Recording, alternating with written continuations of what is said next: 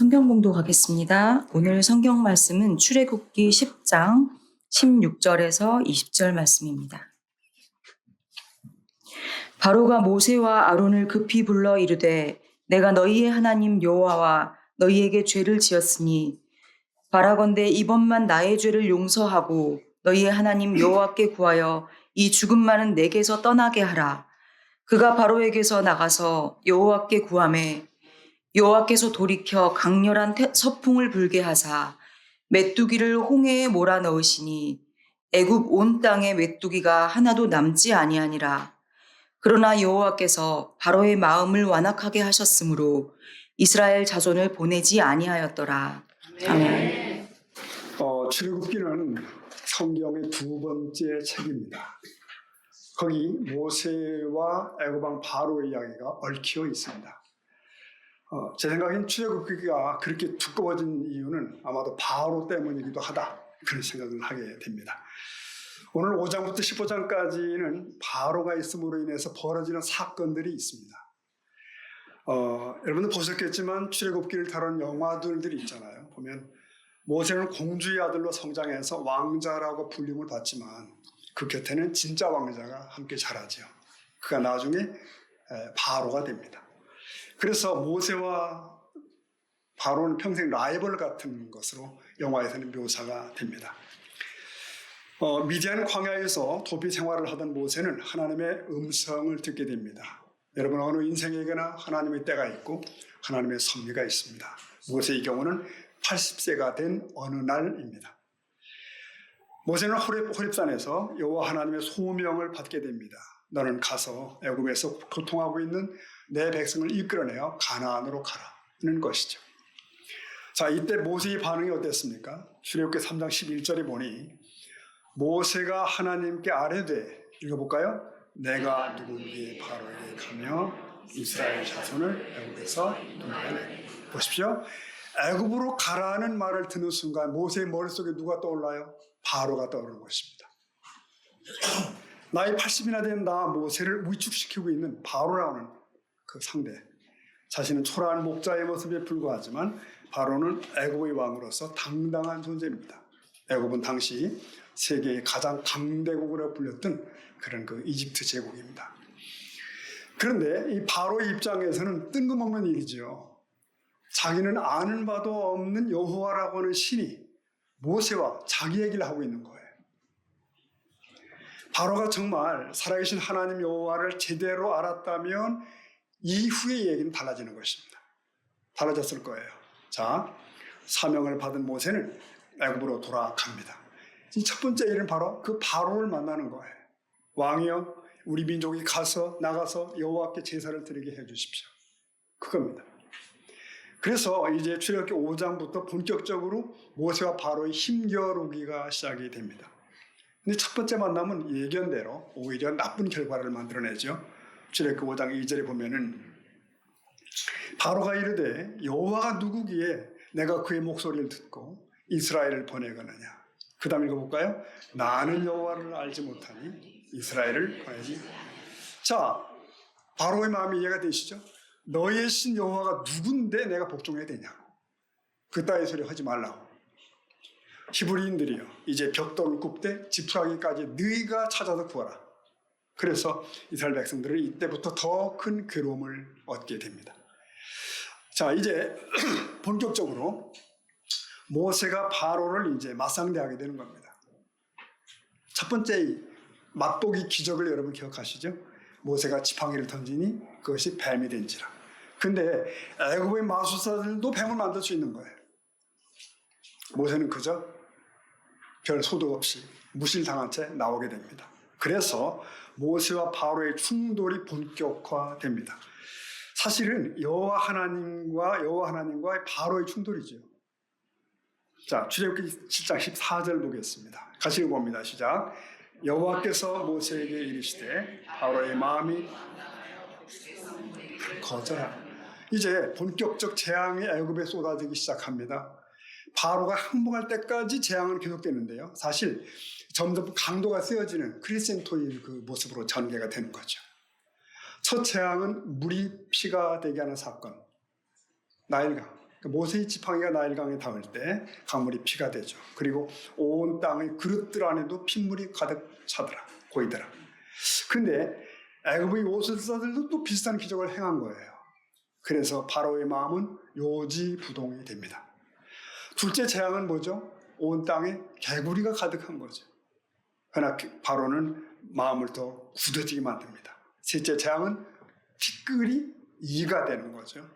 이때부터 애굽의 술사들이 흉내내기를 포기합니다. 그러면서 이건 신의 권능이라고 인정을 해요. 그러나 바로는 껐떡하지 않습니다.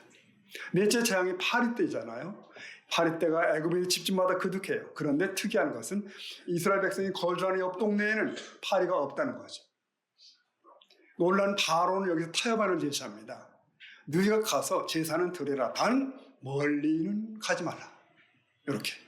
근데 파리 때가 물러가 버리자 그나마 바로의 마음이 다시 원위치가 됩니다.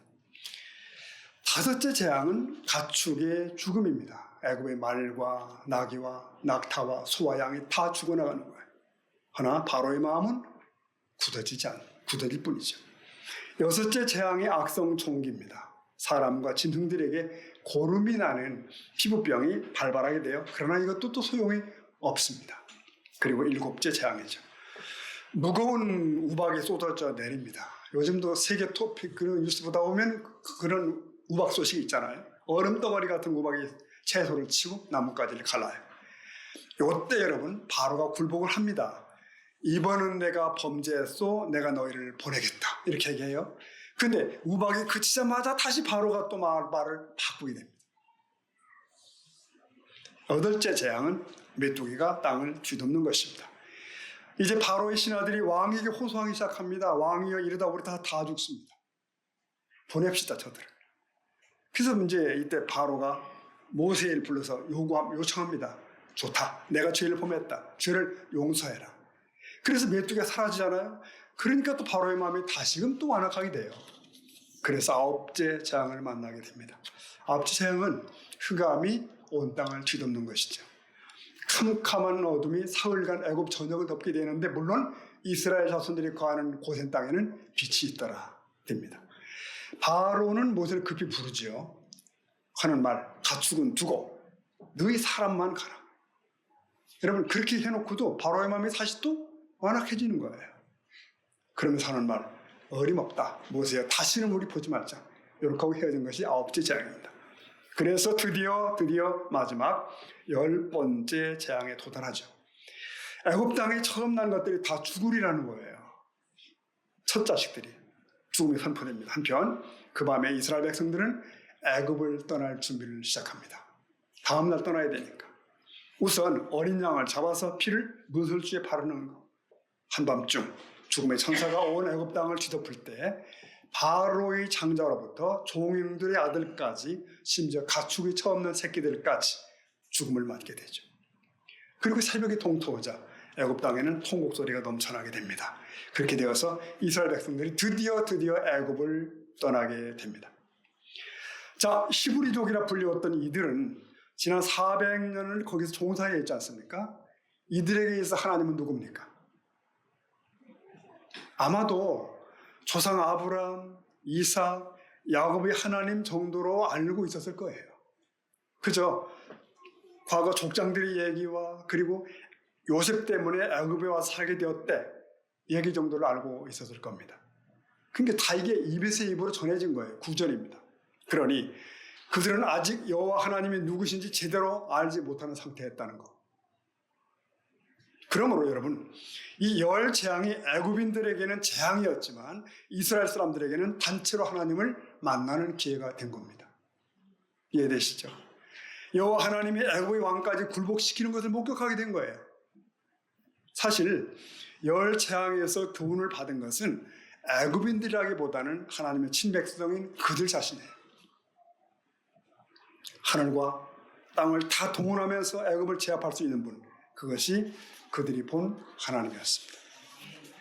더구나 그들은 마지막 재앙에서 양의 피를 문틀에 발라 죽음을 통과하는 그런 놀라운 경험을 한 겁니다. 구원을 경험해요. 이 사건은 유월절이라고 불리우면서 그 후로 이스라엘 역사 가운데 아주 매우 중요한 것으로 자리 잡게 됩니다. 즉 6월절 하면 구원입니다. 이 사건으로 하나님에 대한 소중한 지식이 이들에게 쌓여지기 시작합니다. 애굽을 이기시는 능력의 하나님, 죽음을 지나가게 하시는 하나님, 이렇게 하나하나 배워가는 거죠. 이 10재앙을 본 이스라엘 백성들은 드디어 모세를 따라 나설 결심을 하게 되는 거예요. 우리 조상들에게 주신다고 약속된 그 땅에 가서 제사를 지낼 것이라더라. 이렇게 여론이 형성이 된 겁니다. 그래서 모세를 따라서 400년 동안이나 자리 잡았던 애굽 땅을 고센을 떠나게 되는 것이죠. 근데 여러분, 출애굽기에 이 부분들을 쭉 읽다 보면 슬며시 드는 의문이 있습니다. 즉 마음을 완악하게 먹는 주체가 과연 누구일까 하는 그 부분이에요. 왜냐하면 읽다 보면 언제는 바로가 마음을 완악하게 했대요. 또 언제는 하나님이 바로의 마음을 완악하게 했대요. 뭐가 진짜지? 원인은 그 마음을 가진 사람이냐 아니면 마음을 움직이는 하나님 그분인가? 성경은 사실 두 가지를 다 표현하는 것 같아요. 바로의 마음이 완악하게 된 것은 하나님이 그렇게 해서인가? 아니면 바로가 완악한 마음을 품은 까닭일까? 특히 예컨대 출애굽기 9장을 읽다 보면 이런 표현들이 막 교차가 되는 걸 볼 수 있어요. 9장 7절에 보면은 7절에 바로의 마음이 완강해서 백성을 보내자는 거예요. 12절은 여호와께서 바로의 마음을 완악하게 하셨기 때문에 안 보낸 거예요. 17절에는 네가 그랬다는 거예요. 34절엔 바로가 역시 또 그렇게 했더라. 하여튼 이런 식으로 반복 교차가 됩니다. 여러분 어떻습니까? 이게 서로 다른 얘기일까요? 일단 결론을 미리 땡겨온다면 하나님은 개인의 의지와 마음을 강요하지 않는다는 것입니다. 하나님이 바로가 마음을 완악하게 먹을 것을 미리 말씀하시는 것은 그것을 미리 아시기 때문이에요. 그분이 직접 바로의 마음을 완악하게 만들었기 때문은 아닌 겁니다. 하나님은 모든 걸 하실 수 있는 분이지만 사람이 자기 마음을 스스로 선택하도록 용인하십니다. 그런 하나님이세요. 그런 하나님과의 관계입니다. 그걸 마치 자신이 하나님 자신이 하신 것처럼 표현을 하시는 거죠. 여러분, 예수님이 주신 4가지 밭에 입히는 비유 아시지 않습니까? 거기 씨앗의 종류들 4가지나 씨앗을 뿌리는 방법들에는 아무런 차이가 없어요. 다 똑같아요. 단 이 씨앗을 받아들이는 밭의 상태가 문제입니다. 즉 말씀을 듣는 자들이 마음 상태가 결정을 해버리는 거예요. 마찬가지입니다. 바로의 마음이 굳게 된 것도 하나님이 굳게 한 것이 아닙니다. 바로 자신이 스스로 선택한 거예요. 반복되는 경고, 하나님은 바로에게 그의 길이 잘못되었음을 지적하죠. 그의 마음을 부드럽게 하고 굴복시켜서 그분의 뜻에 굴복하도록 하기 위해 계속 재앙을 보내셔요. 그러나 바로는 어때요? 하나님의 능력이 나타날수록 더 완고하게, 더 단호하게 자신의 악심을 따라갑니다. 교정받기를 거절한 채 무감각해질 때까지 그는 계속 빛을 무시해요. 돌이킴을 거부하고 회개를 마다합니다. 그리고 마침내 그 빛은 거두어집니다. 그러므로 그의 마음을 강팍하게 한 것은 바로 스스로가 선택하고 결정한 것입니다. 즉 하나님이 그렇게 하지 않으셨다는 것. 사랑하는 성도 여러분, 성경은 말합니다. 하나님은 악인이 죽고 고통당하는 것을 전혀 기뻐하지 않으십니다. 오히려 모든 사람이 회개하여 구원에 이르기를 원하십니다. 여러분 아멘입니까? 아멘. 그러므로 악인과 선인에게 고루 햇빛을 주십니다. 하나 태양이 서로 다른 물질에 대해서 각기 다르게 작용하듯이, 예를 들면 태양빛은 밀랍은 녹입니다. 하나 진흙은 굳게 합니다. 우리 성령의 활동도 그 마음의 상태에 따라서 다른 결과를 가져옵니다. 회개한 죄인은 하나님의 성령이 그의 마음을 회심으로 구원으로 인도하도록 허락합니다. 그런데 하지만 완고한 사람은 그의 마음을 점점 더 완악하게 할 뿐이에요. 하나님의 자비가 똑같이 주어져도 각자의 선택에 따라서 어떤 사람은 구원으로 생명으로, 다른 사람은 심판과 사망으로 나아가는 것입니다. 보십시오. 돌이키는 대신에 바로는 모세에게 타협안을 제시합니다. 너희는 장정들만 가서 여호와를 섬기라. 이런 식으로. 이건 또 사탄의 앞잡이 노릇이죠. 사탄은 이 같은 타협안을 오늘도 쏟아놓고 있어요. 그래서 어떻게 하든지 성도들을 실족해 하고 세상에 굴복시키려고 하죠. 허나 우리의 마음은 한 오락이라도 세상에 남겨두지 말아야 될 줄로 믿습니다. 바로의 앞에서 쫓겨난 모세는 8번째 재앙을 터뜨리게 되는데, 메뚜기 재앙을 이 순간을 다시 한번 눈여겨보겠습니다. 메뚜기는 그때까지 바로가 의존하고 있던, 즉 우박재앙을 면하고 남은 모든 푸른 것들을 다 파괴해요. 하나도 남기지 않고 먹어치워버리죠. 우박이. 메뚜기가. 메뚜기 재앙을 당한 바로가 급히 모세를 불러 뭐라고 하는지 아십니까? 이렇게 말합니다. 내가 너희 하나님 여호와와 너희에게 죄를 지었다. 이런 고백이 있습니다. 또 이번만 용서해달라고 간청해요. 그리고 너희 하나님께 구하여서 이 죽음만을 내게서 떠나게 해달라고 말합니다. 그러니까 이 같은 죽음을 걷어낼 수 있는 분은 하나님뿐임을 고백한 셈이 된 거예요. 네. 자, 그렇다면 바로의 진술에는 정확한 회개의 대상과 자기 행위에 대한 시인이 다 들어있어요. 그리고 용서에 대한 간구가 있어요. 나아가 구원을 허락하실 수 있는 절대자에 대한 믿음도 설핏 보이는 거예요. 한마디로 바로의 이 회개는 외형상 아무 부족함이 없는 회개의 간구처럼 보인다는 거죠. 하지만 그는 이 간구가 받아들여지자 다시 마음을 강팍하게 합니다. 그 약속을 번복합니다. 이게 무슨 이유죠? 바로의 간구에 결여되는 것은 하나님을 경외하는 마음입니다. 그게 없어요. 두려움은 누구나 가질 수 있는 겁니다. 그러나 진정한 경외심만이 진정한 돌이킴을 가져오는 줄로 믿습니다. 여러분, 여기서 우리는 회개란 무엇인가를 한 번 더 생각을 해볼 필요가 있습니다. 마음을 완강하게 버티던 바로, 자신의 잘못을 시인하던 바로, 그러나 잠시 후에 다시 마음을 변개시키는 그 바로, 그래 결국은 무서운 결과를 만나지 않습니까? 근데 여러분, 이 모든 일이, 이 상황이 바로만의 일이 아닐 수 있다는 것입니다. 회개가 필요한데, 정말 필요한데 끝내 회개를 마다하는 사람들이 있다는 것입니다. 우리 주위에요. 이사야 선지자에게 주어진 사명을 한번 좀 돌이켜보겠습니다. 이사야서 58장 가보면 1절에 하나님이 이사야에게 이렇게 말씀하십니다. 1절 읽어보면 시작. 크게 외치라 아끼지 말라 내 백성에게 그 허물을. 자, 여기서 잘 보십시오. 그 대상이 누굴까요? 여기 그대로 내 백성입니다. 내 백성에게, 그러니까 이사야야 너는 내 백성에게 허물과 죄를 지적하라. 그러니까 회개를 외치라는 거예요. 하나님께서 제일 중시하는 메시지는 회개를 촉구하는 메시지입니다. 왜냐하면 사람이 타락했기 때문에 사람은 변화가 필요하거든요. 변화는 사람의 내부에서 일어나는 것입니다. 회개는 마음을 바꾸는 것이요, 생각을 바꾸는 것입니다. 사람의 마음과 생각이 바뀌지 않은 상태에서 아무리 성경 공부를 많이 해도, 아무리 기도를 많이 하고, 아무리 금식을 해도 사실 소용이 없습니다. 성령의 불을 받는다고 해도 변화되지 않아요.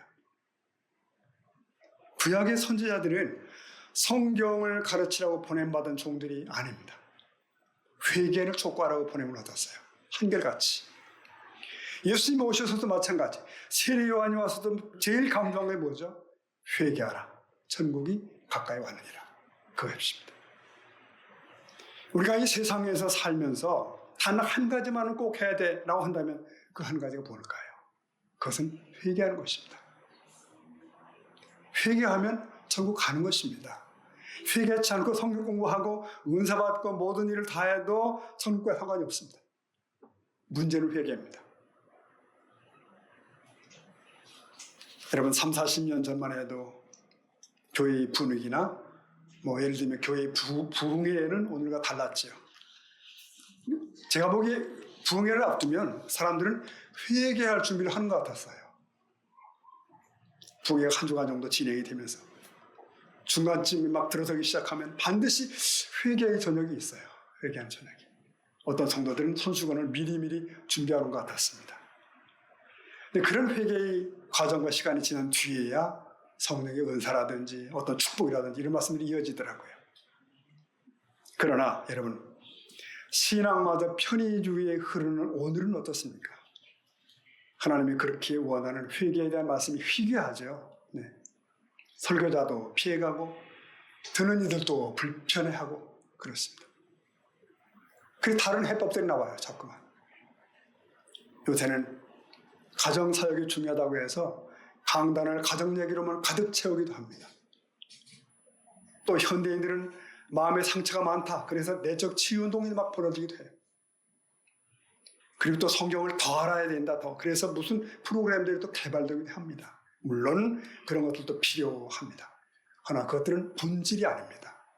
본질이 아닙니다. 근데 왜 이런 현상이 일어나는가? 하나님과 다른 눈을 가지고 있어서 그렇습니다. 하나님은 외모를 보시지 않고 뭐죠? 중심을 보십니다. 하나님은 마음을 보시거든요. 근데 사실 저를 비롯한 목회자들은 성도들이 교회 생활하는 걸 봅니다. 겉모습을 보는 거죠. 저 양반이 주일 성수 하나 안 하나, 11조 제대로 하나 안 하나, 교회 봉사는 제대로 하나. 아, 이 사람은 이제 신앙이 성장하고 일꾼이 됐네. 또 뭐 거기에다가 또 방언하고 은사 받고 활동하면 아, 이 사람은 상당한 일꾼이 됐어. 이렇게 착각을 하게 됩니다. 그것이 이사야 58장 2절에도 지적이 돼요. 아까 1절 읽었잖아요. 2절에 보면 여기서 이 회개하라는 외침을 듣는 대상들이 어떤 사람이냐는 거야. 핵심은. 58장 2절 보면 참 굉장히 난해합니다.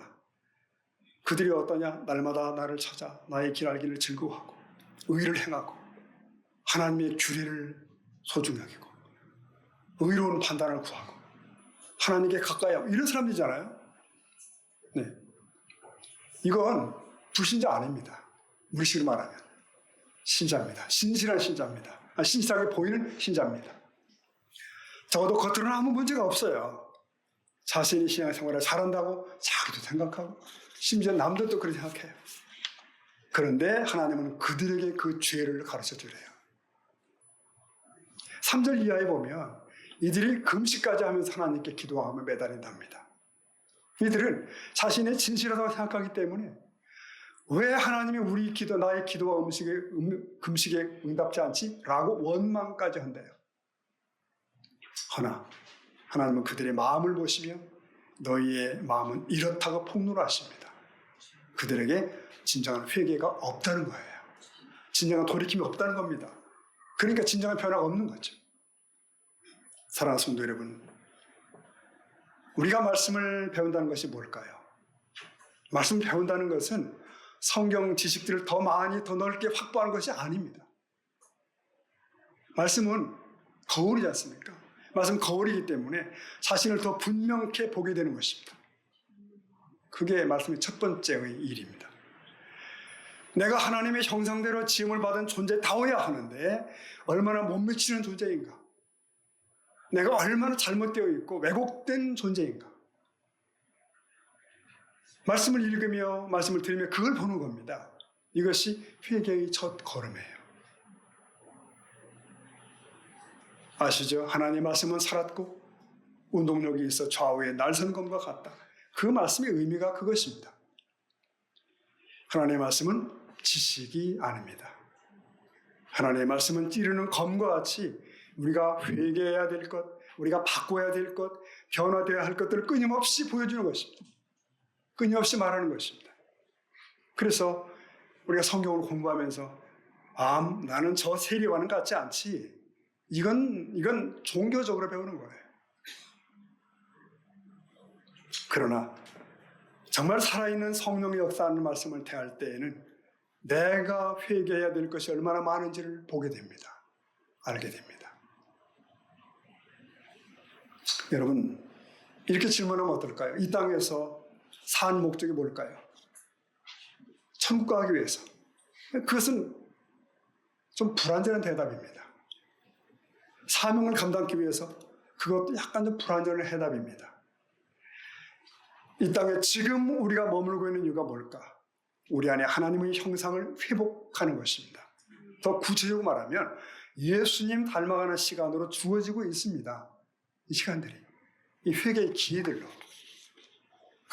그러면 우리 중 누가 성공자일까요? 정말 성공자는 예수님을 최대한 많이 닮은 사람이에요. 최대한. 하나님은 우리의 직분이나 사역보다도 우리 자신을 보시잖아요. 얼마나 큰 일을 했는가 이런 걸 보시지 않습니다. 하나님 앞에서 그런 건 하나도 놀라운 것이 아니에요.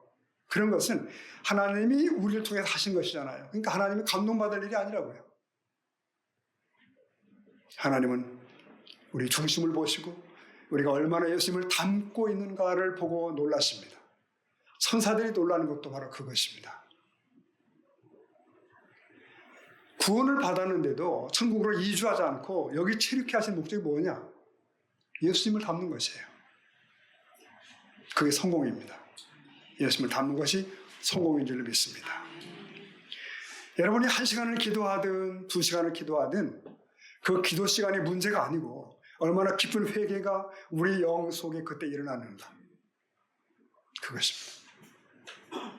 자, 그러면 어떤 사람이 신앙생활을 잘하고 있는가? 무엇을 보면 알 수 있나? 라고 묻는다면 같은 이사야 58장에 저 어디 11절에 이런 말씀이 나와요.